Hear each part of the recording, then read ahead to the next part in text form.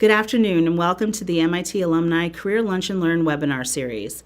My name is Ellen Stahl and I am the MIT Alumni Career Counselor who will serve and host as moderator for today's workshop. The webinar is broadcasted live and will be collecting questions from you, the audience, throughout the presentation. Please type your questions in the Q&A box on the lower right side of the WebEx window. The questions you type will not be public and will only be seen by me, so confidentiality can be respected. Our topic today is women with STEM degrees re-entering the workforce. Before we get started, I want to introduce you to our presenter today. We are extremely fortunate to have as content expert MIT alumna Debra Woog. Debra earned her bachelor's degree in psychology and American studies from Wellesley College and an MBA from the MIT Sloan School of Management in 1997.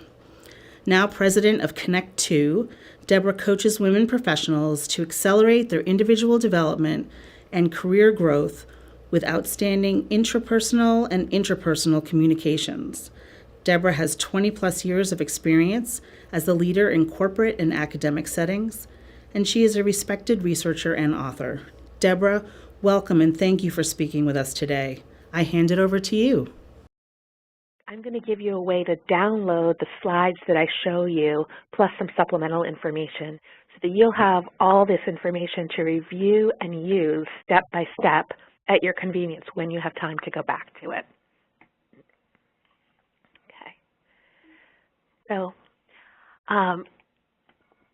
just trying to switch. Here. So, I want to start with talking about what I mean when I say brilliance. Because as you know, brilliance has many definitions, and I'm being even more specific about one in particular. So first of all, I want to say that your brilliance, your individual brilliance, is absolutely unique. It is based on the combination of each of the circumstances and choices and experiences you've had in your life up to this point. And your brilliance is evolving as you continue to have more experiences over time and make new choices over time. So it's this combination of your aptitudes, your passions, your character traits, your intelligence, your creativity, your formal education, as well as, everything you've learned informally. It's a combination of all your successes and your mistakes, and it includes your relationship with yourself, your relationship with all the other people that are in your life, and also your relationship with the universe, whatever that means to you. Your brilliance is a combination of all that, and it's within you right now, this very minute.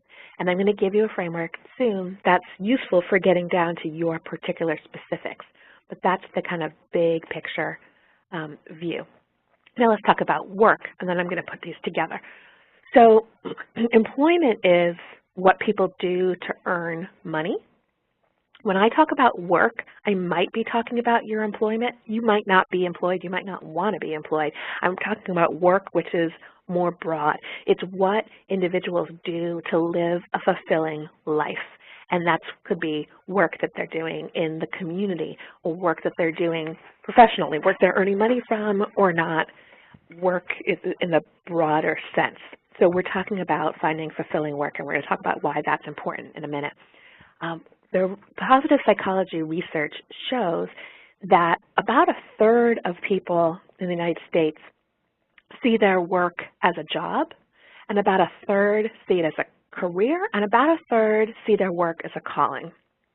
And what I would love to do is help everyone on this call get to the point that they feel that their work is a calling. Just take a minute right now and think about how you're experiencing your professional life. And if you're on a professional break right now, think about how you'd like to experience your professional life once you're back to it. Does it feel like a job to you where you're really just focused on the financial rewards and the money coming in? Does it feel like a career where you're focused on the advancement, the progress?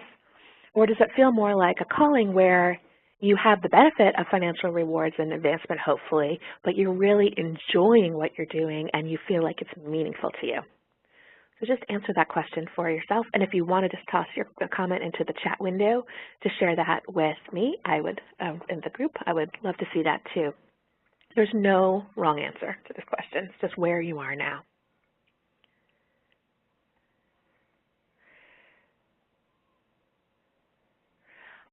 And I see the comment from Jill that you feel like you have a calling without the benefit of financial reward. So let's work on that too and see if there's the possibility of that benefit, if that's something that you need in your life.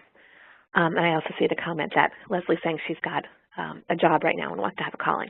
So let's talk about why it's important to have a calling. When you are applying your brilliance, then in this definite positive psychology terms, you're experiencing your work as a calling, which means you're finding your work activities interesting and important and worthy. And another way that I say that is fulfilling.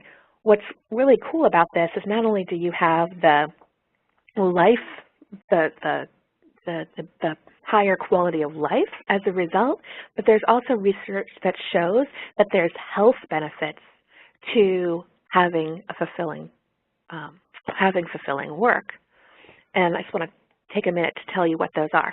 First of all, fulfilling work is one of only 3 strong predictors of happiness, according to the psychology literature.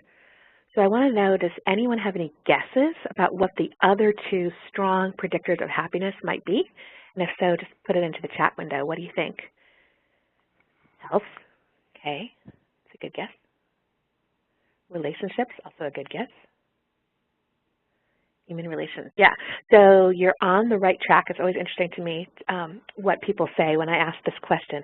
So the 3 strong predictors of happiness are, like I said, 1, fulfilling work, 2, love, and 3, supportive relationships. Things like money, age, intelligence, how attractive you think you are, how attractive other people think you are actually all weak predictors of happiness. And people who focus on their strengths at work are 3 times as likely to feel like they have an excellent quality of life. So those are all benefits for you, and this is, I also want to share with you why seeking to have a calling, seeking to have fulfilling work is not just selfish. When you're working for an organization and you find your work fulfilling, you are driving, the research shows, the business research and the psychology research shows that you are driving more productivity for your organization, more success for your organization, and even more profitability, which is pretty cool. And even to take it a step further of why it's not just kind of selfish to want to have fulfilling work, there's this phenomenon called the feel-good, do-good phenomenon that I love, which says that people who are happier are much more likely to be helpful. So the happier you are, the more fulfilled you are from the fulfilling work and the love and the supportive relationships, the more likely you are to make a positive impact on others around you. So you are making the world a better place by feeling more fulfilled at work. So that's the big picture context and why I'm talking to you about all this, why it's important to me, is my way of taking my degrees and my informal education and everything that I've been through, my brilliance, and trying to make the world a better place. This is why, and this is how I'm doing it. So I want to give you a really specific framework now that you can use, and I want to give you the details on how to use it. As I mentioned before, I first kind of came up with this for my own purposes, and then I started sharing this with my friends, and then they started sending their friends to me for help. I didn't really set out to be a career counselor when I was at Sloan, but this whole thing evolved where people kept sending their friends to me for help, and then I realized, hey, maybe I should be charging these strangers, and that was about 17 years ago.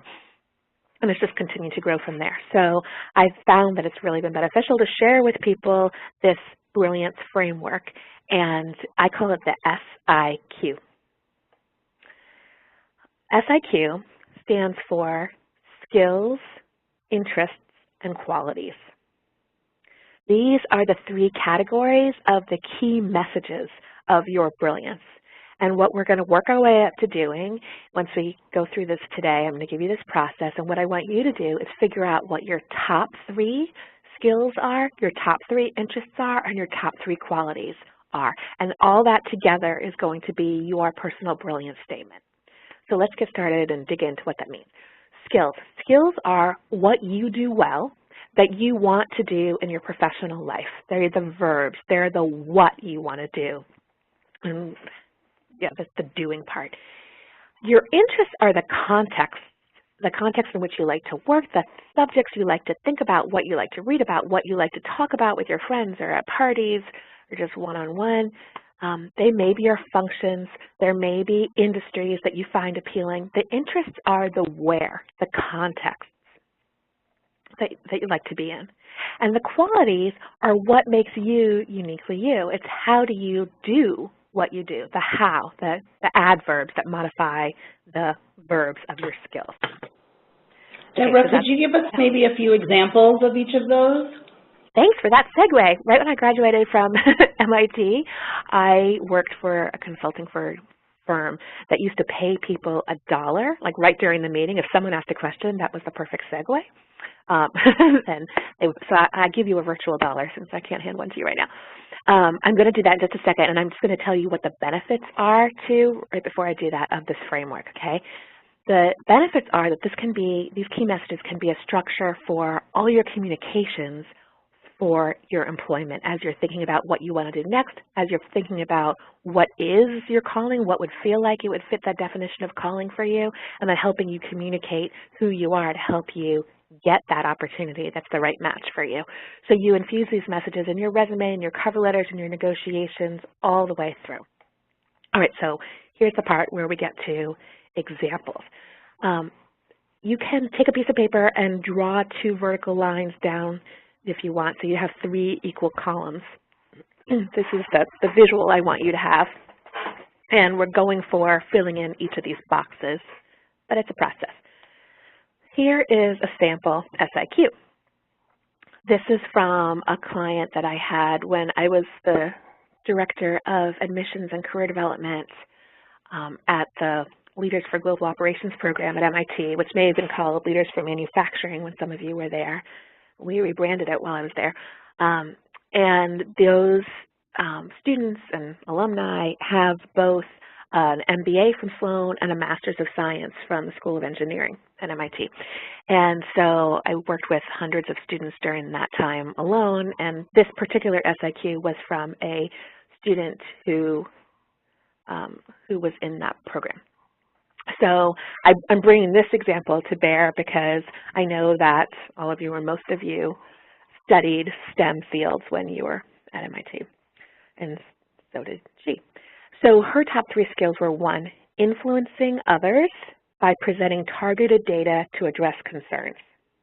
See if you can, as we read through these, see if you can kind of picture this person, not what she looks like, but how she could add value, how she could be useful, how she could make a difference to an organization that she might want to work, whether that's a community organization or a for-profit organization. So that's 1 skill. So note that it doesn't just say that she's analytical. It's really specific about what she does with that analysis. Her second skill is that she's developing partnerships for successful collaborations. So again, note it doesn't just say she's a leader or she's a people person. It's what she does with people that she loves to do and that she's really, really skilled at. And her third skill is public speaking. That one's pretty straightforward. But again, it's more specific than, let's say, communications more broadly. So we want each of these points to be specific, to be kind of comprehensive, but still brief and easy to understand. And it's a process. It's an iterative process getting to this level of the brilliance statement. So her interests are consumer electronics, productivity, and personal development. And people who know her well, have worked with her as a classmate or as a colleague professionally, have described her as decisive. She makes quick decisions, loyal to the people that she works with, and creative with everything that she does. So I hope that gives you an idea of some of the things that can be included in your brilliance statement.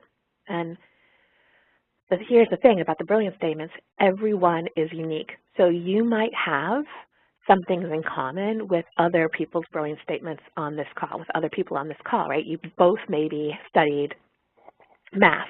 You both may be passionate about biomedical engineering. But it's even if you were in the same program together, you're going to have a distinct brilliance statement, a distinct SIQ from the other person because and this is what I've seen doing this with thousands of people over the past almost 20, I think it's been 20 years. SIQs are like snowflakes because everyone's life experience is different. And remember I was saying before, your brilliance goes back to every mistake you've made and every success you've had and every choice you've made. And so when we're trying to boil all that down to just 3 skills and 3 interests and 3 qualities, while you might have things in common with other people, no one's ever going to have the set of experiences that you did, even an identical twin. I found that SIQ is especially helpful for people who have brilliance-based careers or businesses. And I dare say that all of you on this call, having gone to MIT, have brilliance-based careers. Probably none of you have careers where you follow a prescribed set of instructions and you use that same set of instructions every day as if you were maybe a telemarketer, reading the same script over and over again, and regardless of what anybody else says, you have to respond according to the script. When you have a brilliance-based career, you don't always know what your next step is, but you can see the themes of those interests and the themes of those skills throughout your career. It's really different than if you were, say, a plumber, where a plumber, there's a really set process if you want to become a plumber, and you study, and then you're an apprentice plumber, and then you're a journeyman plumber, and then you're a master plumber, so you know what the steps are. For those of us with brilliance-based careers, they're unique and we're making them up as we go. The next steps aren't necessarily prescribed. And same with people who with brilliance-based businesses, where the whole business, like my business, is all based on who I am and what I know and what I can teach. I don't have anything to sell in my business except for my own intellectual property. So I don't have a standard business plan that they would have taught me to use at Sloan if I was selling widgets. What I want you to do is focus on the overlap among your SIQ points as you network your way to unusual opportunities that are well matched for you and that give you fulfilling work. So just going back to this example SIQ, I want to share with you what I have found to be the #1 most useful question to ask in an informational interview or another networking kind of conversation. And then I'm going to share with you how you do your own SIQ, how do you get to this point. Because I really want to encourage each and every one of you to go through the process of creating your own SIQ, your own brilliance statement. Okay, so the #1 most useful question to ask in an informational interview or another networking kind of context is, can you think of an opportunity to use the overlap between these skills or interests? So for example, you could say to somebody, I think that's the big question, but you can follow up by saying, my top 3 interests are consumer electronics, productivity, and personal development. Those are the things that I'm just really passionate about. And if I could work in a place where one of those came into play, that'd be good.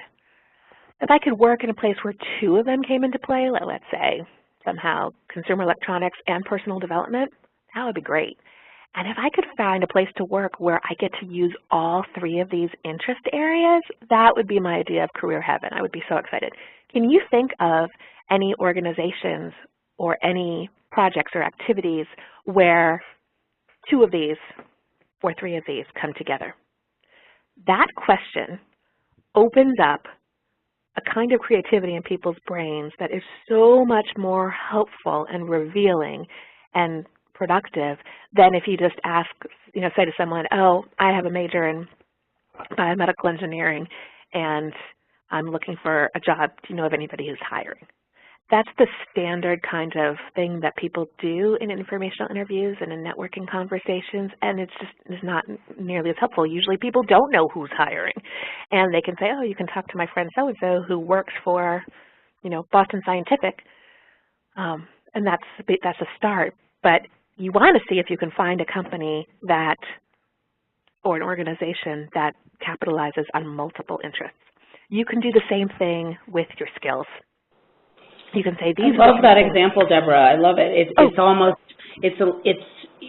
giving that person an assignment. You're really tapping into their brain, and you're tapping into all the different ways that they might problem solve that question. That's really great. And I found, thank you, and I have found that when I do this with my clients, we role play, and I say, okay, ask me the question. you know, we've been working on their SIQ for a few hours or whatever. We come up with SIQ that's working for them, and then they ask me the question, and I think, oh, you know, that reminds me, I do know of this app I just read about this in Wired magazine, this app, and I'm making this up right now, okay, but this is the kind of thing that happens to me all the time. I just read about this app where it's something to do with rating your productivity on your iPhone by seeing what, how happy you are throughout the day, and, you know, you should check it out. Let me rip out that article from the magazine for you and give it to you, and you can follow that lead. So I found even for myself, I think about SIQ stuff all the time, but just when someone poses that direct question to me, it opens up something in my brain and something I never thought to recommend to the person before. So, all right, that's your magic question. This is where we're going with all of this. On to the next slide. All right, here's how to make your SIQ. And remember, I know these are dense slides. You can have them all plus more at the end of the session. I'll give you a way to download the slides. So in those slides, there's going to be this set of background interview questions. And I don't have time to go through them all now, so I just want you to be able to use them. You can interview yourself, essentially, or you can ask someone to interview you by asking you all those questions and taking notes on what you say. I have seen over the years that some people are naturally introverts. And, you know, introverts get their energy from being by themselves. And those people are good just sitting down with a list of questions and reflecting on them one by one and jotting down their notes, you know, typing into the computer, handwriting, whatever works for them, going through the background interview questions. I've seen that extroverts who get energy from being with other people hate the idea of sitting down by themselves to do that. So for those people, I recommend that you could work with me and I'll ask you the questions, but you could also buddy up with another friend from MIT or from somewhere else in your life and ask each other the questions, or maybe they can just support you if they're not in this process by asking you the questions. They'll get to know you a whole lot better, and it'll be a good bonding experience. So think about if you're an introvert or an extrovert before you decide how to, and you know, you don't have to have taken the Myers-Briggs to know the answer, just kind of gut level. Would you rather go to a party or spend some time on your own? That'll tell you whether to do this alone or with a partner. So you're going to ask yourself all these questions. Think about all the kind of accomplishments in your life and things that have been really fun for you to do. And look at what the themes are as you reflect on those experiences, thinking about what makes you most proud, think about what skills did it take to get those things done, and what interests did you have, and what qualities did you demonstrate in order to have those experiences, get those things done, have that spectacular failure in public. Think about all those experiences. And what I want is for you to have a very long list of skills and a very long list of interests and a very long list of qualities as you reflect on your whole career and your personal life too. You'll see the background interview questions start with, like, where did you grow up and what did your parents do and what was your relationship with your siblings like? And all that informs who you are. So once you've got your long list for skills and interests and qualities, then I want you to start narrowing it down to 3 points per category. Sometimes, some of them you'll be able to look at and see that they're similar to each other and you can combine them. And once you do that, you'll still have too many, chances are. And if you don't have too many, get some help because you haven't done this deeply enough. Everybody has a lot of skills, a lot of interests, and a lot of qualities. But then let's figure out which one of these you really truly want to use in your calling, in your next career step. So, and get rid of all the others. So for me, I'm a super fast typist. I can type pretty accurately over 100 words a minute. I don't want to prove that to you right now, but just take my word for it. Still, I won't list that on my own SIQ. That's not in my top 3 skills because I don't want to have, for me, it wouldn't be fulfilling to have a job where I'm just typing up people's notes or other people's ideas or even my own, and typing all day would not be fun for me. So I've eliminated that in the stage from in between drafting my long list of skills and narrowing down to 3.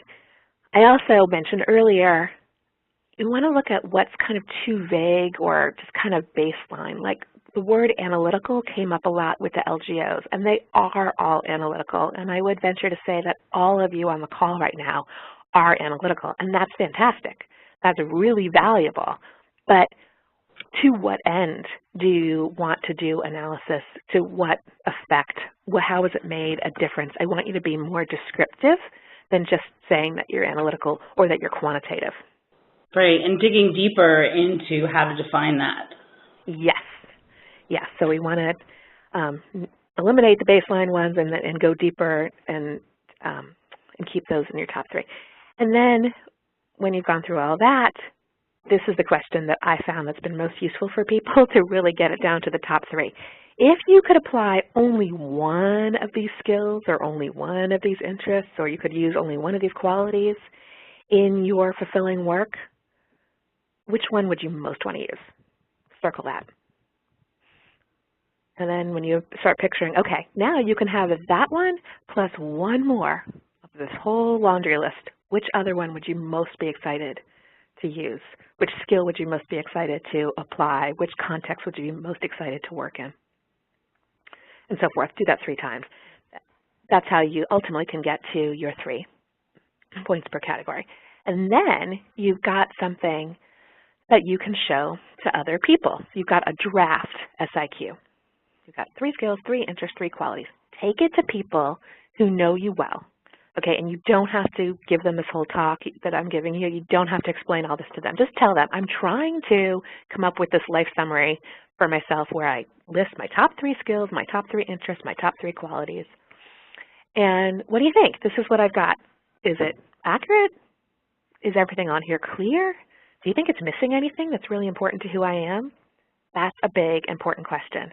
So the last time I did this, I go back and revisit my Brilliance Statement every few years, and the last time I did, I was with a group of women entrepreneurs that I belong to. It was a group that we've gotten to know each other pretty well over the years. And so I showed people my draft statement, and one of them said, you know, there's something really missing on here, Deb. There's one thing, and she said that one thing that she knows about me is that I will be really frank and tell the truth as I see it, but I don't do it, she said, in a callous way, that I do it in a kind way, but I won't hold back from saying what I really think about what's going on with you. So she came up with the phrase lovingly honest to describe me. And then other people in the room were like, yeah, that's it, you're lovingly honest. I never would have thought of that for myself. Great. I never would have, but it was because I asked for feedback. That wasn't on my draft list, but it wound up being on my latest version of my SIQ. So it's really helpful. One of my favorite phrases is, it's difficult to read the label from inside the bottle. So I always picture a bottle of ketchup. So let's say your ketchup. You can't see your ingredient label. You can't see that there's sugar. You can't see that you've got tomatoes. But somebody else from outside the bottle can see that. You're just surrounded by their molecules of ketchup. You don't you don't seem unique to you. You're surrounded by things just like you. So let other people help you read your label at this stage of the process. And if you feel stuck or you feel uncertain, I'm always here to help. I'll give you my way to get in touch with me at the end of the presentation. All right, so once you've refined your SIQ, edit it so that you're incorporating the recommendations, and then when you feel good about it, the next step is to tailor your resume or your bio with these messages. So you've all had careers of at least 18 months, and I'm guessing some of you much longer. Remember that your resume, and even your bio, but I'm going to talk about the resume for the moment. Your resume is the highlights of what you've done. It's not a laundry list of every single thing you've done in your life ever professionally.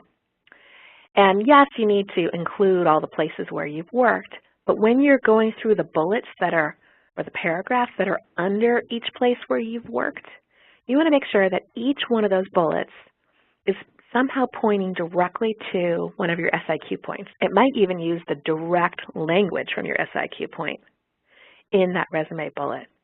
Anything that's not pointing directly to one of those top 9 messages, you need to tweak it so that it is, or delete it from your resume. Kind of radical thing I'm telling you to do, to delete stuff from your resume, but you can only make so many points at once. So once you've honed in on these top 9 points, you want your resume to scream out those points to strangers who are reading it. So of course, you're going to double check your resume or your bio, make sure it's accurate, make sure it's consistently formatted, resume 101 stuff. But I expect that your resume will evolve quite a bit once you've done this SIQ exercise. So don't forget to go back and double check everything and get feedback from other people. Now you have your revised resume and maybe your revised bio. Now I want you to start showing that to strangers, not the people who gave you feedback before, who you already talked about your SIQ points with, not the people who know you well, maybe friends of theirs, colleagues of theirs. Ideally, you want to have strangers go through this, and you can say, give them your, ideally strangers like in a field that interests you too, not just strangers off the street. But you want to show them your resume and ask them, just based on what you can see on this piece of paper, what do you think are my top 3 skills, my top 3 interests, and my top 3 qualities? And get the person to email you back or tell you on the phone, write down their answers and start seeing, are you getting the gist of your top 9 points across to these people? Are they getting what you're trying to, are they smelling what you're cooking, so to speak, or not? And you want to keep working on your resume until these top points are really coming across and they're kind of getting shouted from the rooftops of your resume. Okay, that's it with that metaphor. And then once you've gotten to the point that people are seeing what you want them to see in the resume, then you can start infusing those key messages in your elevator pitch and in your cover letters and in your interviews and so forth. And then, for any of you who are thinking about starting businesses or you already have a brilliance-based business, this SIQ is really valuable for you too. You can infuse these messages in your marketing materials. If you go to my website, you will see language from my SIQ throughout it. And that's deliberate. First I did the SIQ, then I did the website. You can even use your SIQ as a basis for performance reviews. I don't know if any of you have had this experience, but I've worked in places where my managers have said to me, oh, it's performance review time, I don't have time for this. Deb, can you just write up your draft performance review? Tell me what you think about how you're doing, and then I'll edit it from there and I'll finish it. And that has stopped me cold in my tracks before. I hate doing these self-assessments on my behalf for other people. But then I started using my SIQ and saying, oh, what I'm trying to do is get across these skills and express these interests and make a difference in these ways with these qualities. And I just take that language and put it back into the performance evaluation. That turns out to be really useful. So that's a little trick for you. Another place that you can use this. So, all right, we're almost ready for asking for more questions. So before I do that, I just want to give you kind of a closing cheer. I know that whether you're employed now and you want to step into something that feels like more of a calling, or you feel like you have a calling now, but you're not getting paid for it and you want to figure out how to get there, or you're on a professional break and you are thinking about how to step back into the workforce, in all those circumstances, determining your key messages proactively is going to be super beneficial for you. And then once you take it to the next level and you start connecting with other people and sharing your brilliant statements with them, and even you can ask them for theirs, you can share, feel free to share this tool with anybody you want to, then you are going to be uncovering new and fabulous opportunities for yourself that you don't even know right now exist or are out there. When I graduated from Sloan, I knew I was primarily interested in 3 things. I was interested in learning, I was interested in consumer technologies, and I was interested in individual change.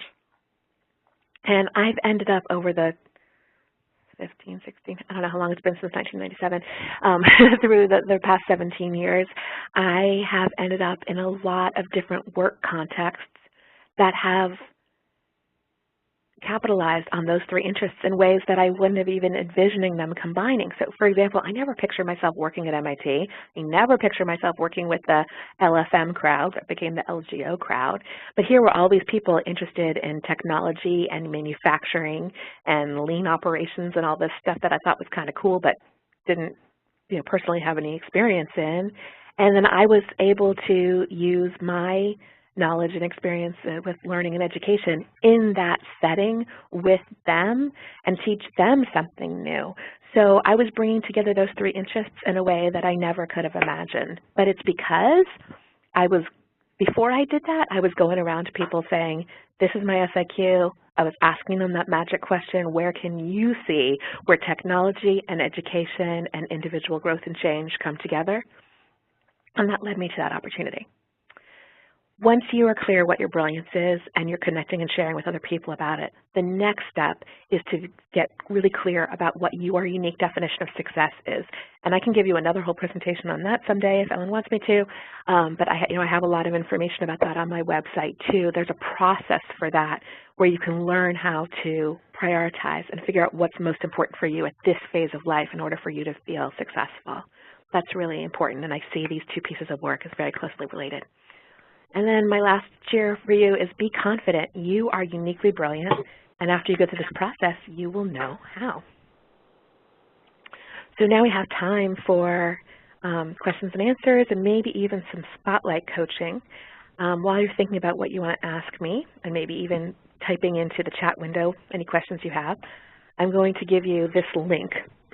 So if you want to download this whole presentation, and it also includes the background interview questions, you just go to this link, which I know is kind of long. It's connect2.respond.entreport.net/MIT-STEM-MOMS.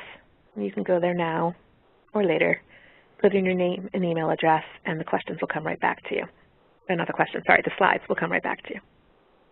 Thank you so much, Deborah. This process is so valuable, and I thank you so much for sharing it with us. I find that it's definitely the hardest part is really asking yourself those questions and coming up with those definite components and prioritizing your themes.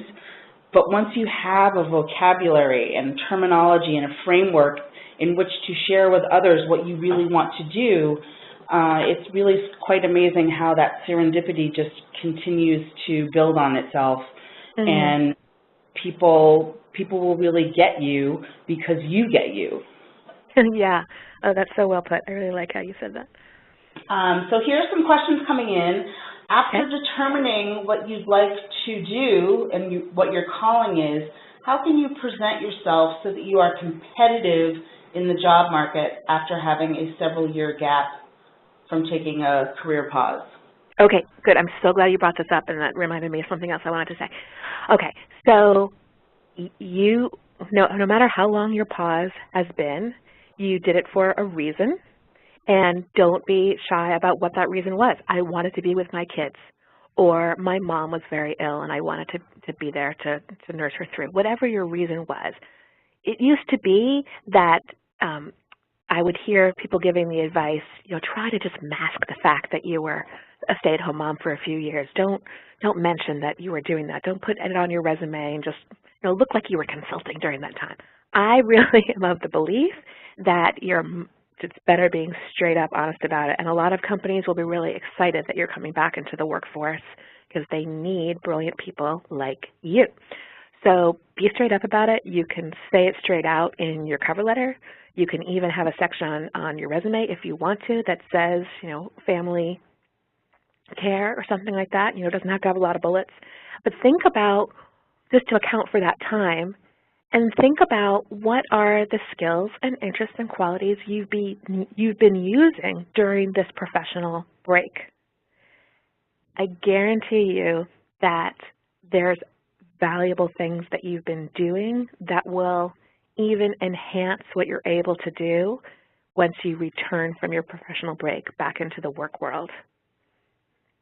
I don't know anybody who can multitask better than a mom, and I say that as a mom. Exactly. I mean, I sort of think of it as you're the supply chain manager, you're the logistics representative. There's so many hidden skills in being parents. The operations management of it, my God. Yeah, exactly.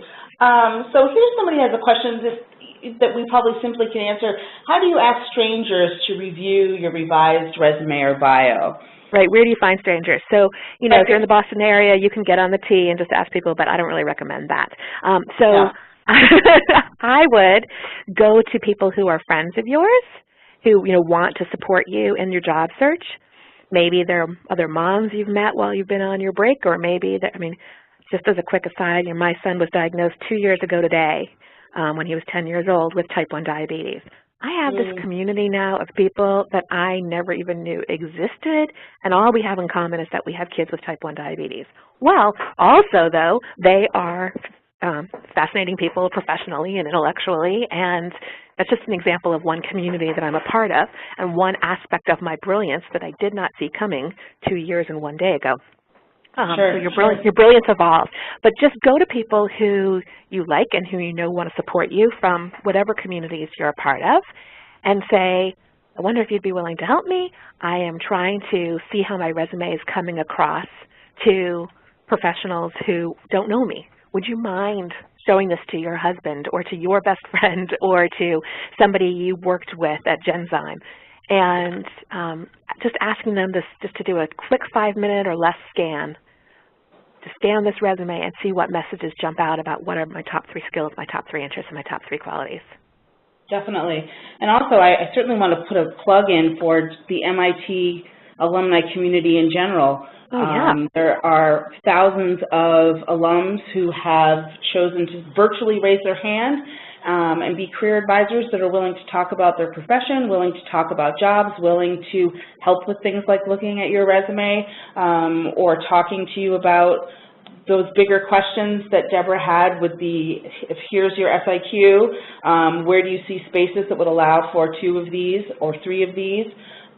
This is your community, and people definitely want to pay it forward. And if you can come to them with as much of this information as we've discussed today, think about how many people you could have thinking on this topic for you. Obviously, myself, I am a career counselor. That's what I'm here for. Please feel free to tap into the Career Guidance Program. We do have information on our website, alum.mit.edu/benefits/career guidance. Can we take a few more questions? And Ellen, can you just put that link that you just said into the chat window or ask Johanna to do it so that people can see that? And I'd love if you'd put my MIT STEM Moms link in there too for people to see. Great. Yeah, I'm so glad you brought up the MIT community. Turn to people from your undergraduate and your graduate school programs for help. Exactly. I agree. You have that great touch point already. You've had a shared experience, and even if you didn't necessarily know each other during that experience when it was happening, we are good people, and people do want to pay it forward. Here's a question. Okay. I think it seems like one of the themes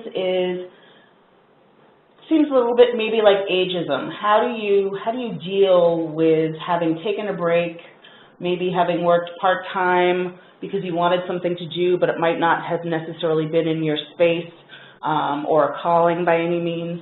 How do you deal with those conversations, or how do you prepare yourself to be that competitive person when someone's going to look at you and think that I could hire someone who just came out of school to do X, Y, and Z. Why should I hire you? Okay. Great question. We all have fears about how we're going to be seen, all of us, and no matter how accomplished we are. So thank you you can say to yourself, thank you for expressing that fear, little inner critical voice. I hear you, but don't let that slow you down, okay? Mm-hmm. So that's one thing. Secondly, I don't want you to think that I'm a broken record, but this brilliant statement is the key to showing how competitive and how valuable you are. When you're pulling the themes out of your experiences, including the times you were working part-time, including the times that you were on a professional break for whatever reason, and you're bringing that into your brilliant statement, then you're able to communicate to people, this is what I have to offer. And yes, I understand what you're saying about ageism, and I'm 47 years old and I have that voice of fear in my head also. So I really understand where that comes from, and I'm not denying that ageism exists. But there's things that you can do with let's just imagine you are at the ripe old age of 47 like I am. There's things that you are able to do. There's skills that you have. There's experiences you've had. There's areas of expertise that you have that someone who is 22 and fresh out of college is just not going to have. And I do believe that organizations will value that if you fully represent your brilliance and not just try to boil yourself down to, I majored and blah, blah, blah. You know, this is what the brilliance statement is for. You can do this. And you use your networks, because your networks will value that education and that experience, and ideally they will even value the time you've taken off if you've chosen to take off for whatever reason. And I don't mean that being a stay-at-home mom is like an easy eating bonbons job, because God knows it's not. Right. Far from it. Far from it. Another question that seems to be a theme is for folks that have taken time off that might have been highly technical, and now they want to re-enter that sector. I think a lot of individuals feel, well, I don't know the technology anymore. I'm not fluent in that particular computer language, or I don't know necessarily how the world of that is working anymore. Can you talk a little bit about how to maybe bridge that gap, or at least identify where those gaps may be, and some ways that they would be able to work with that? Okay, so we're living in the perfect time for this right now, because everything is available online. We're so lucky. I mean, when I came out of college, there was no internet. Now you can do online courses in everything, including open courseware for MIT. So if you want to find out what's the latest in biotechnology, you can probably take one of those courses, even at the graduate level, for free through MIT. So you take the advantage of the opportunity to do things on your own schedule, and even from home, if that's when you have time to do this. So I would go back to professional associations and go back to your colleges and universities, and to start participating in formal courses, and also, like, you know, one evening kind of one-off lecture kinds of things, just to find out what's new and what's the latest and what's the greatest. Also, you might find that the best way back in, I can see there's a good comment from Carol. I hope you're all seeing. I only see the beginning of it, what to do for software folks. But if you're transitioning back, it might work that you get into something part-time, and then that turns into a bigger thing. This morning I was reading an interview with the middle school director at my son's school, and she was talking about she started working at this school as a consultant. She already had a full-time job at another school, but she was a consultant on the science curriculum, and then she kind of fell in love with the faculty and the students and the approach, and long story short, she just became the full-time middle school director this year.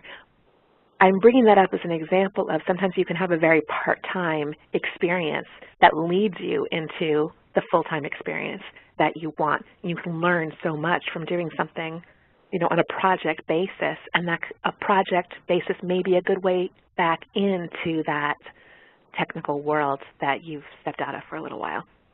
Absolutely, and certainly for folks that are local, I do have a PDF on our website as one of our resources that is executive search firms as well as temp agencies that are looking for people that are technical and that could be put on a project. It's a great way to build your resume. So please look for that on our website. The other thing that I want to mention in conjunction with all of your excellent ideas, Debra, is that the more you can talk to people that are actually walking the walk, that are doing things that you want to do, you may find that to them, it's not as big a gap as you think. I think a lot of times we downplay our abilities, and to talk to folks that would say, well, if you knew how to do this, then it's not going to take you a long time to do this. You might need to do some good networking to have an advocate for you on the inside of that organization, but I think that sometimes, at least for the alums that I work with, it's not sometimes as critical a gap in skills as an employer might think. That's a great point. Yeah, don't assume that you really know what other people are thinking. That's the general advice. We often think that we know because we're so smart, but we are not mind readers. So I think we have time for one more question. These questions are so great, and I certainly will try to answer as much as I can privately through email. When you stay home, as someone says, as a mom, and obviously that changes a lot of your perspective in life. And sometimes when you think about going back to work, the corporate world doesn't seem as appealing anymore. It's cutthroat. It's you know, it's a culture that maybe you're not willing to be a part of anymore. And I think the question seems to be, does it limit your opportunities out there? Does it actually change your ideals of a career? I mean, I would say, how could it not, in a way? Life changes all the time, and our perspective and what we're willing to do and not do in life changes for a myriad of reasons. But I'm interested in what you have found with the women that you've worked with, if that has sort of come up as a topic. So I'm with you. How could it not? I'm of the firm belief, like I said when I started out, that every experience that you have affects your evolving brilliance, and also affects your idea about what success is for you. I understand what people are saying about, I might not want to go back into the corporate world for a myriad of reasons, and you don't have to. Remember that work, as I was defining it, is not even necessarily what you're getting paid to do, but for many of us, including me, I have to get paid to do my work so that I can support my family. There is the corporate world. There's also the nonprofit world. There's doing things like Ellen's doing and like I've done, like working at a place like MIT, which has a very different culture than a lot of for-profit corporations that I've worked for. And then there's also all kinds of community involvement. Just think about even doing something for your kids' school, for example. If they're asking for volunteers to stuff envelopes for the PTO, stuffing envelopes might not take advantage of your brilliance, but think about, how can I apply this brilliance statement to what my kids' school needs? And there's probably some overlap there. Maybe they need a science fair, and they need somebody with a real background and understanding of science to help create that program, just as an example. So you don't have to be limited to looking at the corporate world, and you don't have to go back to the corporate world if you don't want to. Also know that while you've been on this professional pause, the corporate world is continuing to evolve, and there are companies that maybe will meet your unique definition of success once you're clear about what your values are, what your needs are, and what your priorities are. You may find a for-profit organization that's a match for you, so don't dismiss it entirely before you've done all this work on your brilliant statement and networking to find opportunities. Sure. And I think that, you know, some of the corporate world, especially in the technology sector, has evolved with such a unique culture that sometimes it is an okay fit, depending on the specific organization. Yeah. Definitely. Well, unfortunately, we're out of time. It seems as if we've had an enormous amount of interest in the topic. So I welcome anyone that is listening today, again, to reach out to me. Please reach out to Debra as a resource. And also, if you feel that these webinars have been helpful in this area, then maybe we could do more. And the way that I can do that is to have alums send in some emails requesting that. So if this seems like a good topic to maybe figure out a thought group around, I would be happy to spearhead that. So Debra, thank you so much again for everything. And you are brilliant. And thank you. And so are you. Thank you again. And for individuals who want to follow up, please don't hesitate to do that. Okay. Thanks very much. Have a good day, everybody. Thanks. Thanks, everyone.